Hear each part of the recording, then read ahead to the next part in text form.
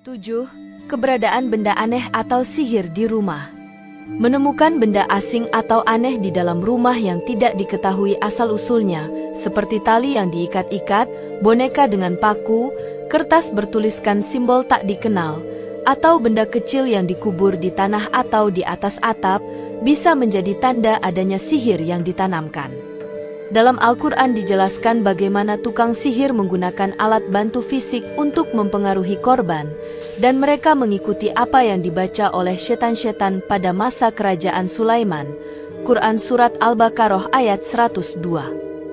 Dalam sejarah Islam, jimat dan benda sihir semacam ini dikenal sebagai tamimah atau ruko, dan Rasulullah Shallallahu Alaihi Wasallam secara tegas melarang penggunaannya karena termasuk dalam praktik syirik. Menurut pandangan ulama dan para ahli ruqyah syariah, benda-benda sihir ini digunakan sebagai media untuk menghubungkan jin dengan targetnya. Jin yang diperintahkan oleh tukang sihir akan bersemayam dalam rumah atau dalam tubuh korban dengan menggunakan benda tersebut sebagai titik pusat energi. Para ulama sufi menambahkan bahwa keberadaan benda tersebut ibarat pintu spiritual yang mengundang jin jahat untuk menetap dan menebarkan pengaruh negatif.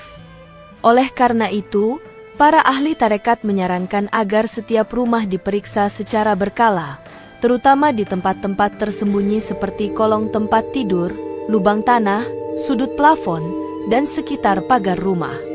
Jika ditemukan benda mencurigakan, jangan panik, namun jangan pula dibiarkan. Cara syar'i dalam menanganinya adalah dengan memusnahkannya setelah dibacakan ayat-ayat ruqyah, seperti Quran Surat Al-Baqarah ayat 102, Al-Falaq, An-Naas, dan ayat kursi. Jangan membakar benda itu sebelum ruqyah dilakukan, karena bisa membahayakan jika jin masih bersemayam di dalamnya. Dianjurkan untuk meminta bantuan ustaz ruqyah yang terpercaya untuk memastikan penanganan secara benar. Perlu diingat, menghindari jimat dan benda mistik adalah bentuk ketauhidan yang sejati, karena hanya kepada Allah tempat bergantung dan meminta perlindungan.